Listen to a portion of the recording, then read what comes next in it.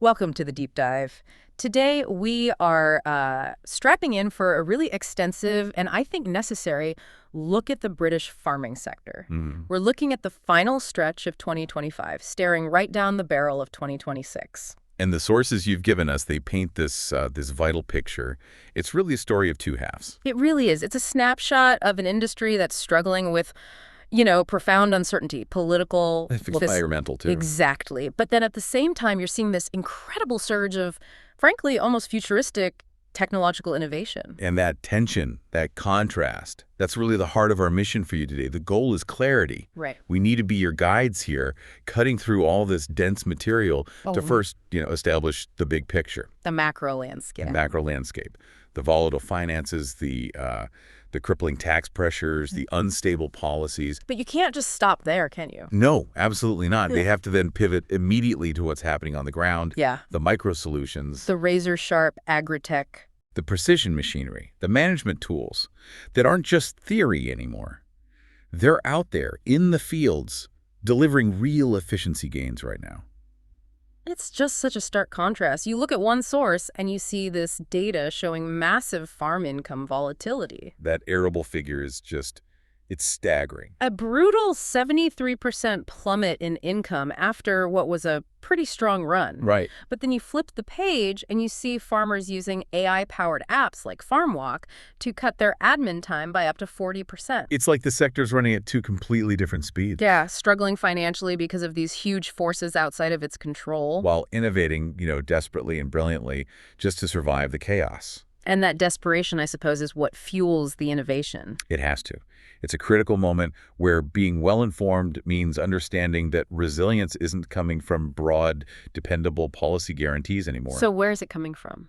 It's being forged in these hyper-specific efficiency gains, in data accuracy, and, fundamentally in a resilient community. And you see that across all these documents. Okay, so we need to go into both sides of that equation. Let's do it. Yeah. And I think we have to start with the heaviest issue first, the financial stress. We really do. We have to start with that sheer financial pressure hanging over the industry, especially with the upcoming fiscal decisions. Yeah. The sources, they highlight what the property consultancy Carter Jonas calls, very accurately, I think, pre-budget anxiety. And leading that anxiety, without any question, is the specter of changes to inheritance tax, IHT. That's the flashpoint, isn't it? Absolutely. The NFU president, Tom Bradshaw, he mentioned an outpouring of anger and frustration. Over the government's, snap decision? That's the phrase he used. And the core issue, the reason this is so politically charged, is that the proposed tax structure is seen as being inherently anti-growth. Right, because it jeopardizes the whole idea of passing the farm down through generations. Yeah. Exactly. It could force family farms to sell off productive land, land they need to operate, just to pay the tax bills. And the sources show this isn't just an abstract fear. It's actually happening. It's translating into a major succession planning crisis. A huge one. That annual Voice of the Farmer research from NFU Mutual, it had a statistic that should really worry anyone who cares about the stability of the sector. I saw that. Almost half of farmers haven't finalized their plans. 48%. Have not finalized succession plans ahead of these proposed changes. And if you break that down... Well, 18% know it's important, but admit they've done nothing.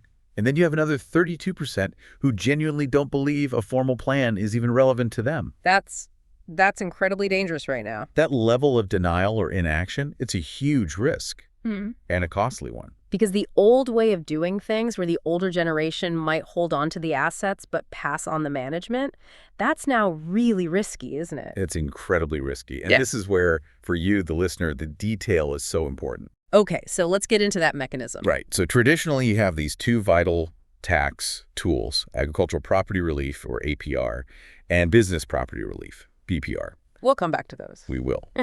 But they soften the blow of IHT. Now, the proposed changes are pushing people to think about passing on assets much earlier, gifting them. That's a catch. There's a huge catch. Yeah. For that gift of lands or assets to be free of inheritance tax, and this is if the original owner lives beyond 7 years, the farmer who gifted the land cannot continue to benefit from it. So they can't just keep working the land as normal and taking the profits? Not without major complications, no. They either have to pay full market rent to the new owner, who might be their child, Okay. or if they stay in the partnership, they have to prove that they've reduced their profit share to reflect that they don't own the land anymore. And if they don't? If they keep taking a benefit without paying for it, HMRC can potentially view it as if the gift never happened, which nullifies the IHT relief. So this requires a really difficult, honest conversation. A really complex one. You need your accountant, your solicitor, your bank, and most importantly, the whole family involved right from the start. Let's just pause and clarify those two tax tools you mentioned, APR and BPR, because they're at the heart of what the industry is fighting for. Absolutely. Think of them as tax relief mechanisms that are applied to the farm's value when someone dies. Okay. So agricultural property relief, APR, it reduces the value of your agricultural land, crops, buildings for IHT, usually by 100%. As long as it's been actively farmed. Right, and owned for a certain period. Then business property relief, BPR, does something similar for business assets. So machinery, partnership shares, even some farmhouses. So without them, a farm which is asset-rich but often cash flow poor could face a crippling tax bill. It could be insurmountable. Oh. It's why Carter Jonas issued these stern warnings saying landowners are just deeply wary of any political decisions that further erode their ability to make a profit. And they're pushing for specific action, aren't they? They are. Beyond just keeping APR and BPR, they've actually suggested raising the APR relief threshold from £1 million to £5 million. And that's not just about protecting the super wealthy. No, not at all. It's about recognizing how much land values have soared. It's to make sure that a viable, medium-sized family farm isn't hammered by a valuation that doesn't reflect the cash they actually have in the bank. And then there was that other warning, a bit out of left field, about a proposed mansion tax. How on earth does that affect farms? It's a classic case of unintended consequences. The mansion tax is supposed to target high-value residential homes, say over £1.5 million. Okay. But Tim Jones from Carter Jonas warned that, especially in parts of southern England, that valuation could easily catch a traditional multi-generational farmhouse. Which isn't a mansion, it's the center of the business. It's an integral part of the operating business. So you end up targeting completely the wrong demographic and potentially damaging the viability of the farm itself. And beyond these big asset taxes, there's the day-to-day operational costs that are rising. Exactly. Landowners are watching decisions on national insurance, which has already increased the burden on employers. And minimum wage, apprenticeship funding. All of it. It all impacts the bottom line. Yeah. And the fundamental point, as Tim Jones stressed, is that you need a stable and predictable fiscal environment to have the confidence to invest. You're not going to buy that next bit of big machinery if you don't know what the tax landscape looks like next year. No chance. Yeah. Long-term capital investment just dries up. So moving from those financial worries to the policy pipeline, that need for clarity is just, it's overwhelming. Yeah, Tim Jones said that long-term planning is extremely difficult right now. And a huge part of that instability comes from the environmental schemes. The Sustainable Farming Incentive, SFI. The SFI volatility is causing immense cash flow problems. Mm. And just to be clear for everyone, the SFI is the government's scheme to reward farmers for environmentally friendly practices. It's replacing the old EU subsidies. And the problem is the payments are late. The NFU specifically called out the slow delivery of the 2024 payments. It's tightening cash flow for farms that are really relying on that money to stabilize their income. And the NFU's demand was very specific, wasn't it? It shows how deep the crisis is.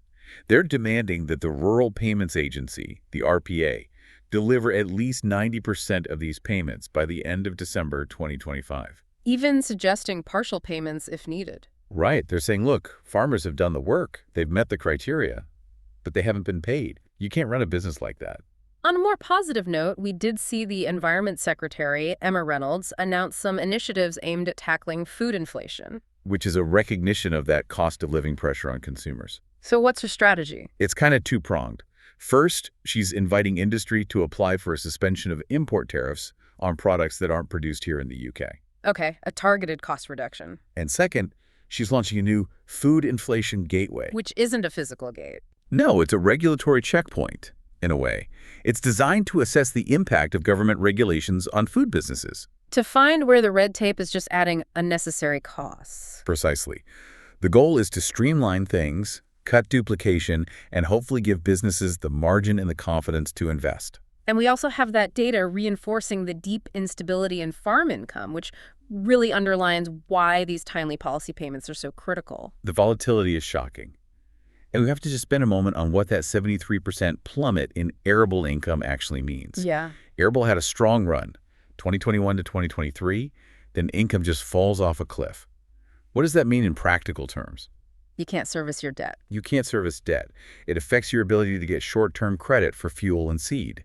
And critically, it destroys the confidence you need to finance a new, say, 300,000-pound tractor. You can't make those multi-year commitments. Not with that kind of swing year to year. And the data consistently shows that for arable and livestock, food production alone is often struggling to turn a profit. So they're relying on other income streams. Exactly. The only reason many businesses survive is because they've diversified. Farm shops, glamping, And the agri-environment schemes? the SFI, countryside stewardship. And if the money for those schemes is delayed, that whole stability mechanism just collapses. Given that policy flex and the tight margins, the pressure to find any efficiency gain, no matter how small, is just immense. It is, which is why the tech solutions we're about to talk about are no longer optional. They're an existential requirement. So let's look at how software is tackling that infamous admin burden. This is fascinating because it's a universal frustration. The sources paint this perfect, almost painful picture of the admin nightmare. Records scattered across emails, paperwork, photos, and WhatsApp. Exactly. The reality is that farmers, consultants, buyers, they are spending days, literally days every month just chasing and formatting this data to meet compliance. And this is where Regena's Farm Walk app comes in. It sounds like a genuine revolution in simplifying that process. It's engineered specifically to eliminate that hassle, that duplication. So how does it work? The core functionality is incredibly smart. The farmer is out in the field. They take a photo or record a voice note. Okay. AI then automatically analyzes that data. Is this a spraying record?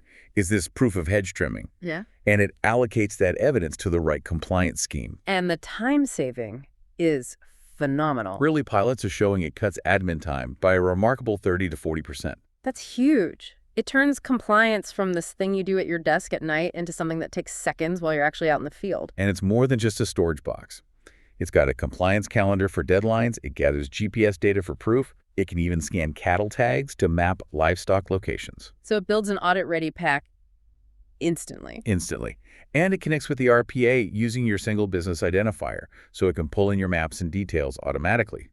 We also saw Meridad Check mention doing a similar thing, proving this is a major trend. So the next level of this isn't just about one farmer's data, but how the whole industry manages it. Yes, and we saw this powerful cross-sector call from leaders in food and finance.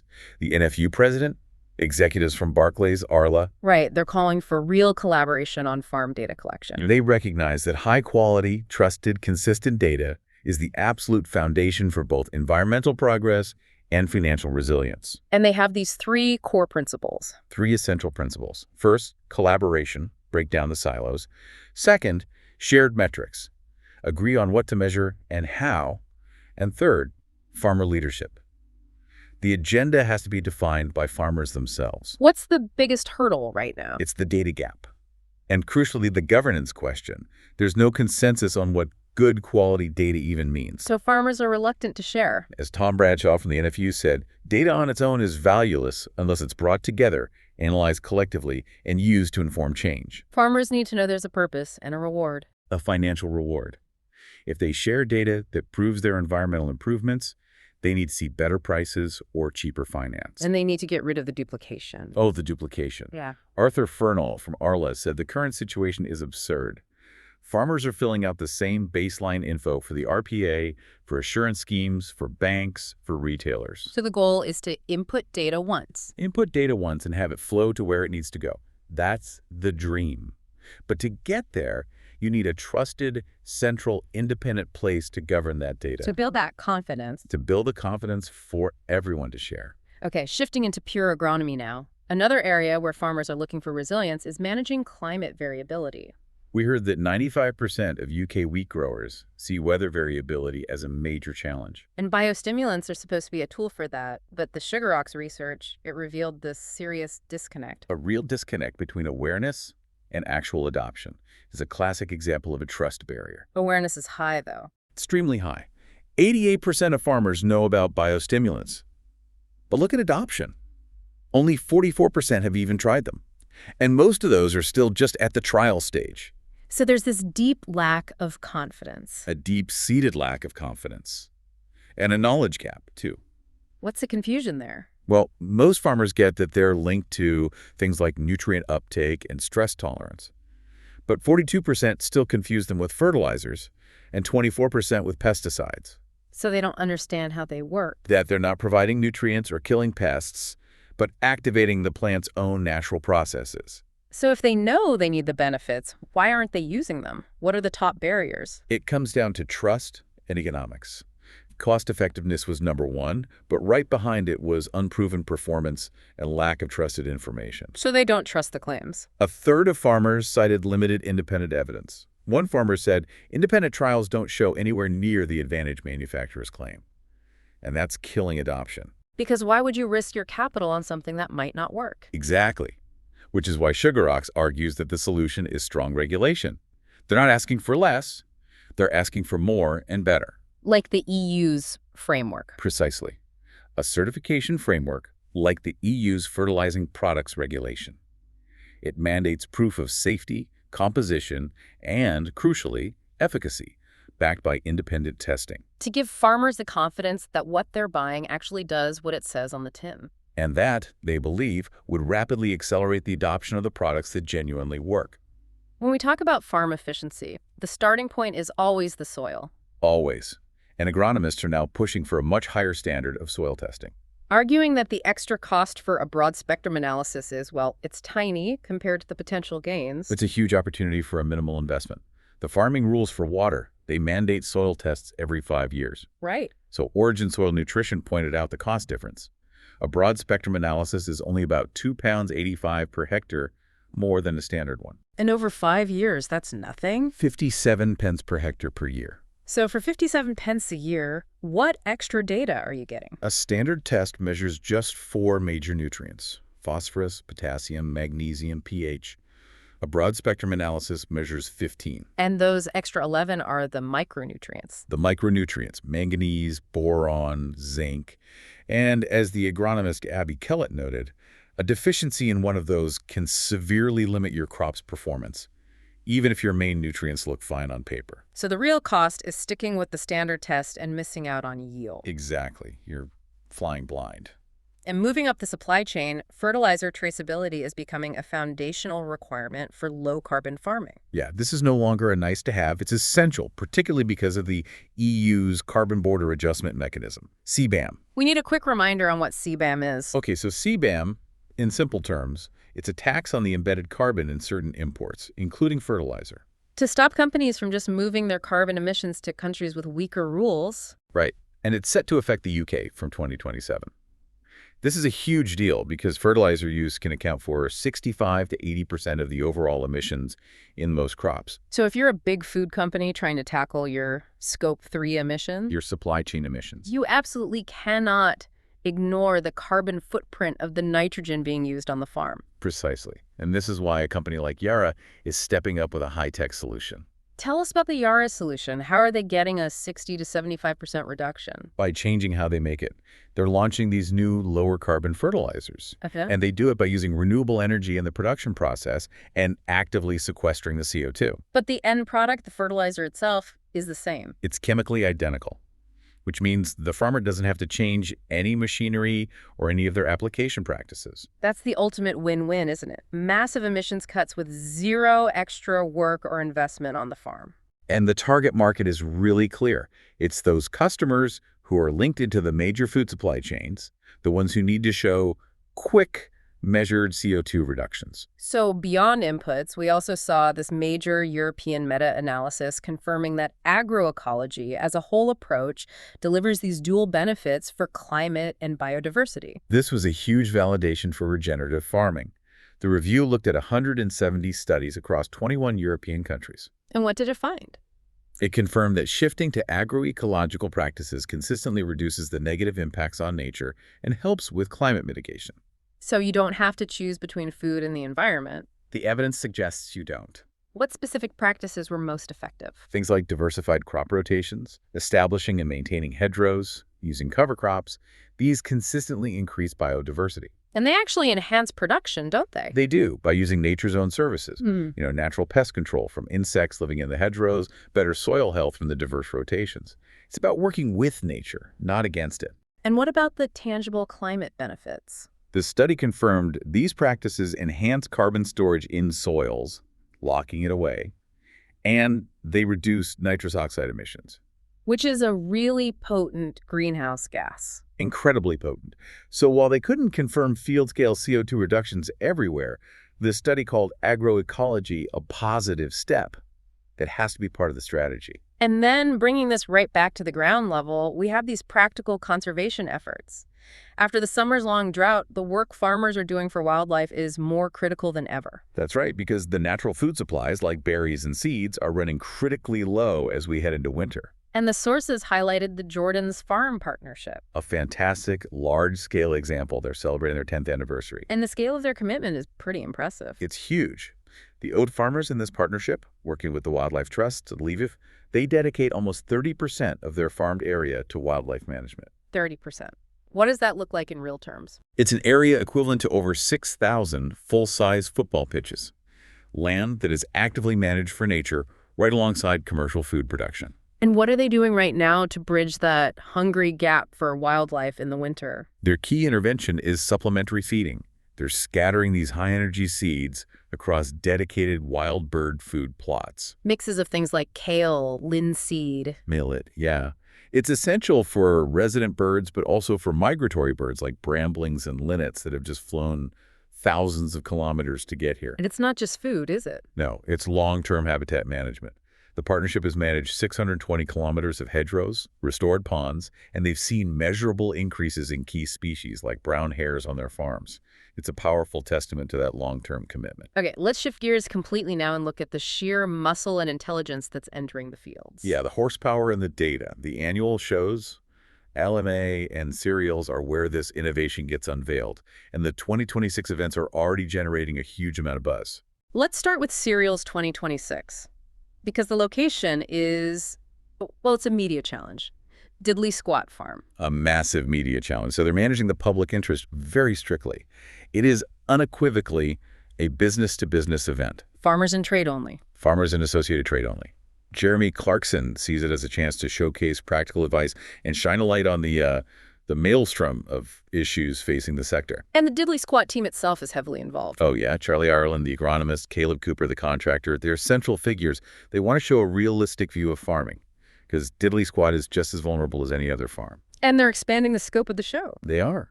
Recognizing that diversification trend, they're introducing a new livestock zone and an organic agronomy area, which is great to see. LAMMA 2026, on the other hand, is the traditional home of the heavy metal. It's where you go to see the big kit.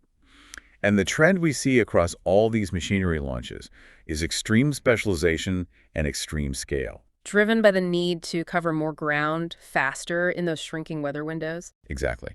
And we saw several launches in the heavy tillage sector that really exemplify that, especially from Gregoire Besson. They're launching two absolute giants. Giants is the word. First, the Voyager C80 semi-mounted plow. It's built for tractors from 280 all the way up to 700 horsepower. That's a massive range. It is. 8 to 14 bodies, and crucially, it can work either in furrow or on land to accommodate those huge, wide tires on modern tractors. And the subsoiler is just as robust. The Helios T80 subsoiler is designed for tractors up to 800 horsepower. These machines are built for maximum output with minimal downtime. Then you have the multi-purpose tools that let a farmer combine different tasks in a single pass. HEVA rollers are a perfect example of this. Yeah. The rollers themselves have this unique system for even weight transfer, which is key. But the real value is the customization. You can add on different attachments. You can add shatter boards, slicer boards, even a seeder for slug pellets or grass seed. You're turning a simple roller into a genuine multi-purpose cultivator. And every pass you save is fuel and labor saved. Which is a critical investment when your margins are so tight. Application technology is another area seeing huge development. Accuracy, capacity. And minimizing environmental drift. KUHN is making a big splash at Lama with its Kiran trailed sprayer. This is a high-output machine. Huge output. Boom, width's up to 45 meters, and tank capacity is up to 8,000 liters. That means more time spraying, less time traveling back to refill. And Case IH is upgrading its self-propelled lineup. the new Patriot 50 series.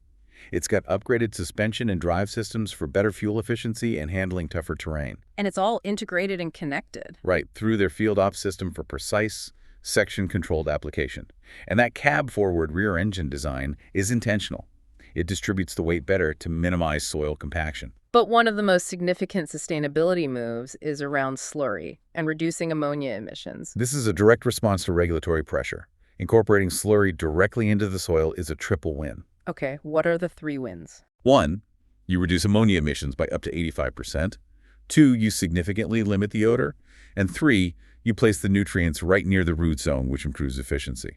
And we saw new incorporators from Samson Agro and Pichon. The Samson CDF is for shallow incorporation using discs. The Pichon CTF is for deeper work using tines, so it prepares the seedbed at the same time. And Vogelsang has a new dribble bar. A new 12-meter unispread. The innovation there is that it halves the row spacing to just 12.5 centimeters for really superior granular accuracy. And as you said, modern efficiency isn't just about horsepower, it's about the intelligence inside the machine. Which is why Fendt is dedicating an entire stand area at Lama to its Fentone operating system. The nerve center. It really is. It optimizes machine output, it monitors tasks in real time, facilitates wireless data exchange for application maps. It's about connecting the office planning to the field execution seamlessly. And then there's the innovation in how these high-tech machines are maintained. Because downtime is cripplingly expensive. Avon Tuning HD is launching the Geniuses. It's a single handheld tool for engineers. And it combines 2 different types of tuning. It combines OBD tuning, which is through the diagnostic port, and bench tuning, which used to mean taking the control unit out. And the key benefit is efficiency. And remote support. It allows for a remote VPN connection, so their technical team can log into the device in the field and help diagnose a problem, which reduces downtime significantly. Finally, that personal connection operators have with their machines is still huge. Oh, absolutely. Which is why Massey Ferguson's MF by U customization studio is so popular. They're showing off a special edition tractor. An MF 9S.425 with metallic red paint, black rims, special window tints. They know that operators spend hundreds of hours in these cabs. It's their office. And all this high-tech kit requires highly trained mechanics. Vital. The industry is investing heavily. You see the John Deere apprenticeship program graduating dozens of new technicians. And the Midlands Apprentice Engineering Award winners. People like Edward Moisey and Tobin Royals. And it's great to see that Edward is planning to use his bursary money to buy specialized tools, like precision torque wrenches. That's the commitment you need. Okay, let's turn our attention to the livestock sector. Intense health and biosecurity challenges here. They are. And the health threat for pigs is very real right now. The data on swine dysentery is alarming. It is. Government data showed a sharp rise in confirmed cases, from just 8 cases in 2021 to 54 in 2024. Wow. It prompted an immediate, urgent call for tighter biosecurity. So what's the industry doing? The HDB has relaunched its muck-free truck campaign to really reinforce cleaning vehicles before they enter a farm. And they've got this new assessment tool. They've secured a license for the BioCheck tool, which lets vets systematically assess a farm's biosecurity and find the weaknesses. And vets are pushing for more testing. To catch those subclinical cases. The ones that might just look like mild loose stools but are silently spreading the disease between farms. We also have a forecast for a late liver fluke season. This is a classic example of climate variability changing farm management. The experts from ScopePS and CowWS are stressing the test, don't guess approach. Because traditional autumn treatments might be too early. Exactly. The season's expected to be late again. So if you treat at the usual time, say around tupping, the flukicides have no residual effect. The animals can just get reinfected immediately. So how do you determine the correct timing? You have to use a diagnostic strategy. Early antibody tests on sentinel animals, like lambs or calves, to see if fluke is even present. And then follow up with fecal testing. Later in the autumn and winter, yes, using either the copro antigen test, which detects infection earlier, or the fluke egg detection test. You have to know which tool to use and when. This is where we see some of the most extraordinary agri-tech, aiming to solve that huge environmental challenge of ammonia from cattle. We are, of course, talking about the cow toilet. The cow toilet. It's groundbreaking Dutch agri-tech coming to Lama 2026. And it solves the #1 problem of ammonia, which is produced when cow urine and feces mix. The cow toilet is designed to stop that mixing from ever happening. We have to go into how this works because it sounds almost absurdly simple. Yet the engineering must be complex. It integrates into a free-access feeding station. As the cow enters to eat, a small device gently rubs her udder's suspensory ligament, And this triggers a reflex. a natural, harmless nerve reflex that encourages the cow to urinate. The urine is then collected by suction into an airtight tank before it can hit the floor and mix with the feces. And the environmental gains are massive. Research shows it can reduce ammonia emissions by up to 38%, total nitrogen by 33%, and nitrous oxide by 18%. Those are huge gains from one piece of kit. But is it scalable? What's the cost? That's the critical question. Each unit costs about 28,000 pounds and serves 25 cows. So it's a significant investment. But there's a business model here. The model hinges on the fact that the collected urine, now separated, is a valuable resource. It can be sold or reused as natural fertilizer, reducing the farm's reliance on expensive artificial inputs. On a much lower tech note, the sources also highlighted the problem of poor ventilation in winter housing. A classic pervasive problem that causes expensive issues like lameness and pneumonia, especially in calves. And the signs are easy to spot. Very easy. Farmers are advised to just look up. If you see excess cobwebs or heavy condensation on the inside of the roof, your airflow is poor. You're not getting that stack effect to clear the humid air. And then there's biomethane from anaerobic digestion. A huge opportunity. But the NFU says collaboration is the key to making it viable, especially for smaller producers. So small farms could feed into a central hub. Exactly. A central collection hub that has the scale for a grid connection. And the digestate waste from the process is a highly valuable soil conditioner. We saw that interesting international example that avoids the food versus fuel debate. Yes, the Welltec biopower plant in Ireland. Crucially, it's fermenting production residues from the beer and whiskey industry, not crops that could be used for feed. Okay, let's talk feed efficiency. What are the strategies for the difficult winter months? The focus is on dense energy sources, specifically rumen-protected fats. Because bulky silage limits how much energy a cow can actually eat. Right. So supplements rich in certain fatty acids, like C18.1, help support milk production and, crucially, body condition and fertility. And preventing body condition loss in early lactation is critical. It's the hinge for the next breeding cycle. They say that each unit loss in body condition score can reduce conception rates by about 10%. We also saw a powerful argument for investing in bale enrollers. It seems low-tech, but the ROI is massive. Sean Blaney called it a smart time to invest. Livestock prices are strong, the investment is tax-deductible, and the benefits are huge. Massive labor savings. Reducing daily feeding time from 2.5 hours down to 20 minutes. And critically, it protects the physical health of older farmers. And the long-term value is undeniable. The machines are built to last for decades. Based on feeding 800 bales a season for 15 years, the lifetime cost per bale can be as low as 45 pence. It's a strategic asset. Just quickly touching on some sector updates, the dairy show was described as buoyant despite the tough market. The mood was forward-looking. The focus was on regenerative farming and biomethane, and the Supreme Champion cow was a highlight, yielding 60 liters a day. And in red meat, Quality Meat Scotland has its new Meeting Our Potential roadmap. A robust strategy to improve productivity, profitability, and growth. And the economic potential they identified is eye-opening. Just modest increases could deliver millions in extra output. 281 million in additional output across Scotland. It just shows the power of those marginal gains. We must also address the massive disruption from blue tongue restrictions. The easing of restrictions was welcomed, but the economic delay was colossal, according to the livestock auctioneers. It created a two-tier trade. A complete two-tier trade. Welsh prices were up to £100 a head higher than in England because buyers were forced to source from a smaller pool. It was a logistical nightmare. Okay, let's move on to rural crime. A huge issue for farmers. The huge issue.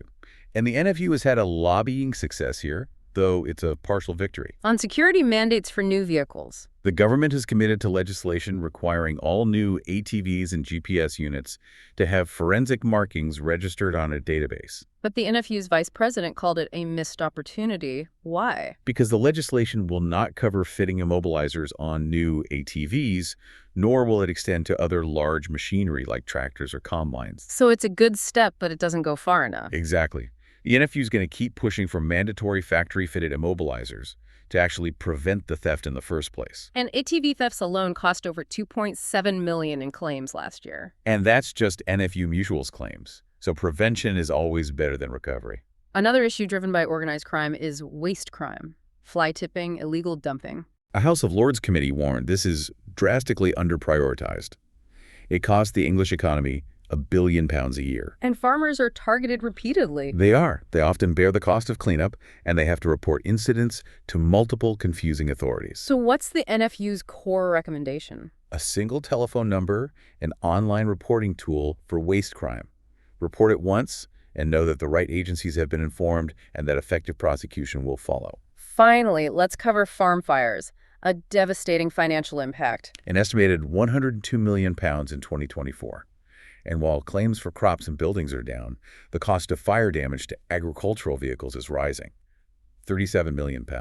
And the main causes are still electrical faults, arson. And lightning strikes. The key prevention step NFU Mutual is pushing is managing hot work. Any welding, cutting, grinding. Using a strict permit-to-work system. Right. And if a fire does break out, call the fire service immediately and use an app like What 3 Words to give them your precise location. Seconds count. Okay, let's finish up with the rural fleet. The utility vehicle market is evolving fast. It is, driven by road legality, capability, and electrification. And Kawasaki made a big move on the road legal front. The brute force 450T Cat. Their first ATV to get European approval for road use under the T3B category.